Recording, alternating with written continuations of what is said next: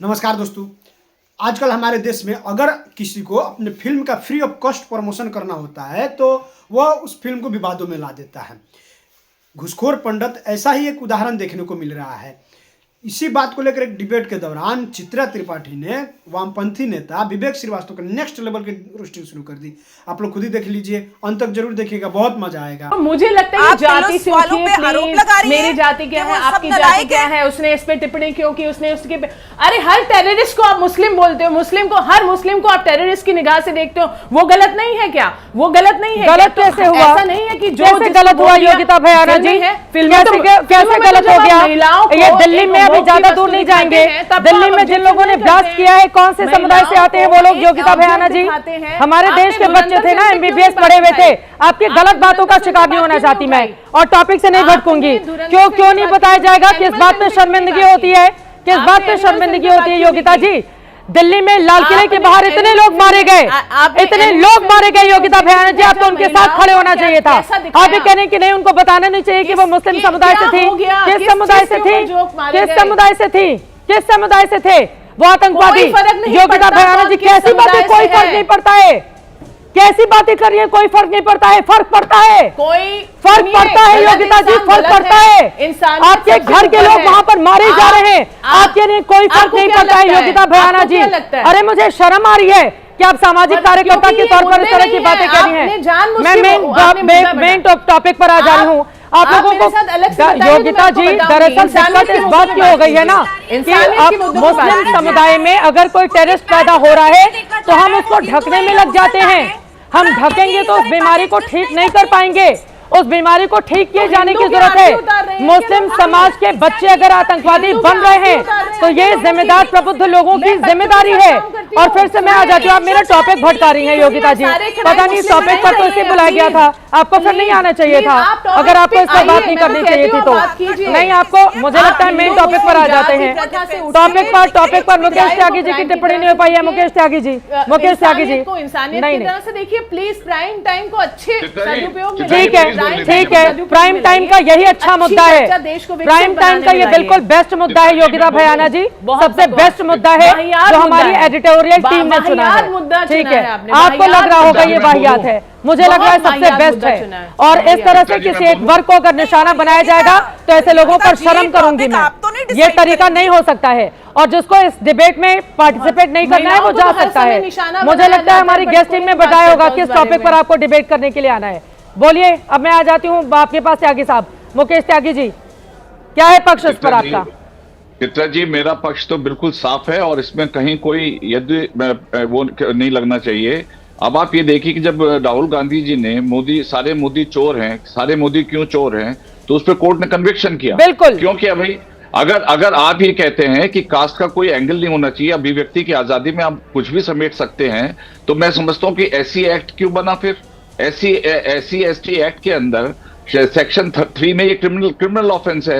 विवेक श्रीवास्तव बोल रहे हैं, जरा बोल के बता दें उस पर कि इस प्रकार के टाइटल दे दें उस पर, जरा उस कास्ट के लिए या दूसरी कास्ट के लिए बता दें। मैं आपको बताता हूँ, माजिदी की फिल्म में जिसमें मैसेंजर ऑफ गॉड, जिसको यहाँ पर मुखालफत की किसने? रजा एकेडमी ने। क्यों करी भाई एकेडमी? डा विंची कोड, जो कि कैथोलिक क्रिश्चियंस ने उसका अपोजिशन किया। क्यों करा आप लोगों ने? तब तो आपको कास्ट बिल्कुल नहीं दिखाई दी, लिपस्टिक अंडर बुर्का, तब आपने उसका विरोध किया। क्यों किया भाई आपने? आप किसी और मजहब पे बुलाने की आपकी हिम्मत नहीं है। देखिए, नीरज पांडे मैं समझता हूँ बहुत ही संवेदनशील है। और पहली बार अगर आप नेटफ्लिक्स का इतिहास उठा के देख लें, अभी 2026 के अंदर ही उनके पर सेनेटर्स ने उन पे मुकदमा किया, उनका इंटेरोगेशन किया टेड सैंडर्स के ऊपर। और क्या था उसमें? ये निकला कि जो नेटफ्लिक्स का एल्गोरिथम है वो कास्ट डिवीजन है, वो आपस में जो वेस्टर्न लिबरल वैल्यूज को इंपोज करना है ऐसी कंट्रीज पर। देखिए, हिंदुस्तान बहुत तेजी से आगे बढ़ रहा है और इसको डिस्ट्रॉय करने की बहुत बड़ी इंटरनेशनल साजिश है। और उसमें यहाँ के लोग भी बहुत शामिल हैं। वो कहते हैं मेरा अज़्म इतना बुलंद है, मुझे पराए शोलों का डर नहीं, मुझे खौफ है ये आतिश गुल को जला न दे। तो ऐसे ऐसे एलिमेंट्स हमारे आपके टेलीविजन चैनल पे बैठे हैं जो देश को विघटन करने में एक बहुत बड़ा ब्लूप्रिंट है। वो तो हमारे देश के अंदर ब्राह्मण समाज है। मैं आपको बता दूं, मंगल पांडे को ले लीजिए, 1857 की जो क्रांति की थी उसके आधार थे मंगल पांडे, चंद्रशेखर आजाद वो त्रिपाठी थे। अरे आप क्या बात कर रहे हैं? ब्राह्मणों को आप नीचे दिखा करके देश के अंदर एक इंडियन सिविलाइजेशन वैल्यू उसको खत्म करने की आपकी साजिश है और वो देश को कमजोर, ये कोई अभिव्यक्ति की आजादी नहीं है, ये पूरा ब्लूप्रिंट है देश को तोड़ने का, मिशनरीज का, वो कन्वर्शन चाहते हैं। मैं समझता हूं, देखिए ब्रिटिश टाइम में चित्रा जी मैं आपको बताऊं कि ब्राह्मण रेजिमेंट हुआ करता था, उसको इन्होंने बैन किया कि ब्राह्मणों को कहीं वॉरियरशिप का न मिल जाए, जबकि बहुत सारे जनरल ऑफ द आर्मी ब्राह्मण कम्युनिटी से आते हैं। तो क्यों किया बताइए?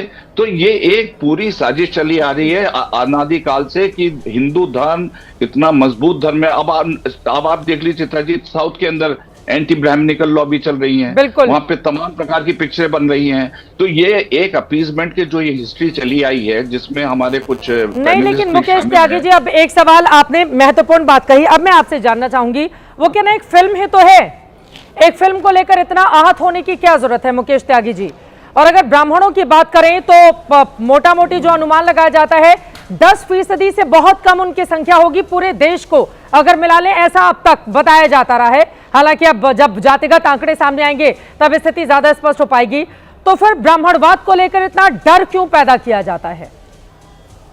देखिए, ब्राह्मण जो है सनातन मूल्यों का संरक्षण कर रहे हैं और यहाँ पर जितने भी वेद पुराण हैं, अगर मैं आपको स्टैटिस्टिक उठा के देखूं तो काफी नोबेल प्राइज, मैं देखिए जातिवाद में उसमें विश्वास नहीं करता हूं, पर स्पष्ट जो हमारे प्रथम दृष्टा एविडेंस हैं, आप नोबेल प्राइज विनर्स उठा के देख लीजिए, उसमें सबसे ज्यादा संख्या ब्राह्मणों की है। आप सत्य नंडेला को देख लीजिए, आप पिचाई को देख लीजिए, ये सब ब्राह्मण कम्युनिटी से आते हैं। तो उन्होंने एक विशेष स्थान ग्रहण किया हुआ है, भले ही उनकी संख्या कम हो, लेकिन इंटेलेक्चुअल कंट्रीब्यूशन उनका विश्व के अंदर सबसे ज्यादा है।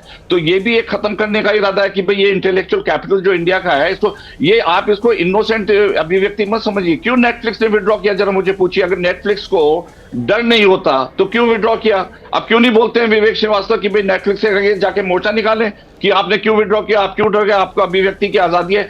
देखिए क्या है कि जितने भी ओटीटी प्लेटफॉर्म है, मेरे हिसाब से इनके ऊपर बहुत बड़ा अंकुश लगना चाहिए। सुन लीजिए ब्राह्मणिकल सुप्रीमेसी अभी आप मत बोलिए, अरे अभी मत बोलिए, आप जो है देश विरोधी बातें करते हैं, आपका गला आपका गला जो है ना, आप तो मार्क्स की, अरे आप तो नेक्सलाइट की आइडियोलॉजी को सपोर्ट करते हैं, जिन्होंने कहा कि ब्राह्मणों को नस्ल नाबूद कर देना चाहिए। अरे भाई आपकी आइडियोलॉजी जग जाएगी। आपको सुनिए दलित समस्या है, तो प्रॉब्लम ये है बोलिए, और आप चाहते हैं कि पुराना खिलाफत करिए, मॉडर्न इंडिया पे थोपा जाए, हमें बताइए कभी खिलाफत करिए। यहाँ खड़े होकर के आप एक जाति की सुपीरियरिटी की बातें कर रहे हैं। क्यों जातीय आधार पे है वो? ब्राह्मण का सुपीरियर, ब्राह्मण का कंट्रीब्यूशन ज्यादा है। अरे आप करिए ना खिलाफत, जातीय आधार पे होने ही नहीं चाहिए। क्लास और कास्ट इक्वालिटी की बात ही नहीं कर रहे हैं, वहां पे आप चुप हो जाते हैं। आप क्यों नहीं बोलते माजिदी की पिक्चर की रिलीज होनी चाहिए ना?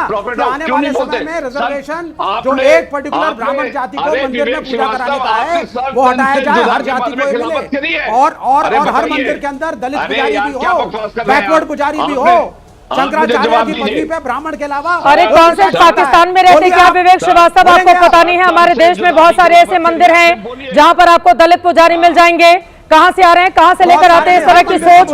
हमें जाति को हटाना है ना, जाति को हटाना है, हमें जातिगत मुक्त समाज बनाना है। लेकिन इसका मतलब ये नहीं है किसी एक समुदाय को लगातार आप टारगेट करते रहेंगे विवेक श्रीवास्तव जी। और अपना दिमाग थोड़ा ठीक करिए मिस्टर विवेक श्रीवास्तव। यहाँ पर बैठकर आप किसी समुदाय को गाली देंगे और आपको बर्दाश्त किया जाएगा तो यहाँ पर नहीं चलेगा मिस्टर विवेक। मैंने नहीं दी गाली किसी को। बिल्कुल बिल्कुल दे रहे हैं आप, बिल्कुल दे रहे हैं आप यहाँ पर गाली, बिल्कुल दे रहे हैं आप गाली। और आपकी हिम्मत कैसे होती है, हिम्मत कैसे होती है एक समुदाय को निशाने पर लेने की? हिम्मत कैसे होती है? सब बराबर हैं, सब बराबर हैं कहते कहते ब्राह्मणों के खिलाफ यहाँ पर जहर उगल रहे हैं। सब बराबर कैसे आपके दिमाग में? जाति मुक्त समाज बनाने की पैरवी कीजिए जहाँ पर सब बराबर हो। देश को आगे लेकर जाना है ना, फिर क्यों बैठकर यहाँ पर कहने बहुत अच्छा हो रहा है, ब्राह्मणों को गाली दी जा रही है? अभी बैठकर गिना रहे थे। कुछ भी बोलेंगे और आपको बर्दाश्त किया जाएगा मिस्टर विवेक। नाम विवेक रख लिया है, बुद्धि थोड़ी सी भी नहीं है। विवेक नाम रख लेने से बुद्धि नहीं आ जाती है। आप नहीं आप बुद्धि बढ़ाइए, अपनी बुद्धि थोड़ी बढ़ाइए विवेक श्रीवास्तव जी। जातिवाद के खिलाफ, जातिवाद के खिलाफ रहते तो अब तक बोलते कि किसी जाति विशेष के नाम पर फिल्म का नाम नहीं हो सकता है, उनका राइट मिलना चाहिए। और भारत का संविधान इस बात की इजाजत नहीं देता है। इस तरह की हिम्मत नहीं होनी चाहिए किसी। खत्म, bye bye, tata, good bye.